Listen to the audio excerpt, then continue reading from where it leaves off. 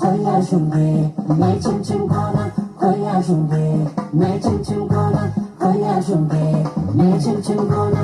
Yawe yaku fulli, yawe yake kala yasa kitti katarare. Yagara ku fulli, yagara ke kala yasa kitti katarbase. Naya sacha kota kemi aha naya samale galchumi. Naya daba argoja kemi kurba naya damale nargumi. Ola gaba wuli kisa basu kala are dashe kabanito. Ulfa mata wuli sitarasu kala bare dake sakamifo. Garamani waye gubatera aha jabota be shanwase. Baredana naya funa tera gurbata ibirma kemalase. Lafa gaba wuli baya basa kala kula mulko tukundedi. Kana gira wuli nada masa kala yona tukko jindesi. Ha echaru waye bane chare aha nekiko dagaleko.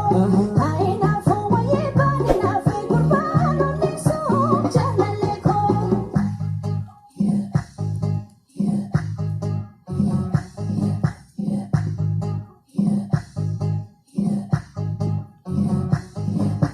Koya shunge, me chim chim kona.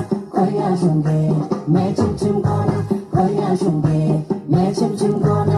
Koya shunge, me chim chim kona. Koya shunge, me chim chim kona. Mana tijaratin de kantala kulenga ba de pinoti. Lama tijaratin de kantala nama kara nukateti. Dukuburun waye funjinacha ahar bagambe laltunyate. Duuguma ako sibasa gurbano nasumar katalafe. Muka bata wali bala nyasu talana erki bala waresu. Muka bata wali wanda rasu talana erki wana jabesu. Hago gatin waye lagachisa aha hidanare wadaroda. Nadong gatu waye ganatisi gurbano yambere madakoda. Kumalantu mantu marantala amartika no tokore.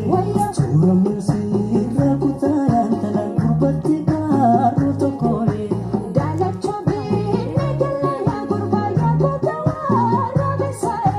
Jalalo kite waye ya gurbama godana radesae. Koya shunge, me chim chim kona.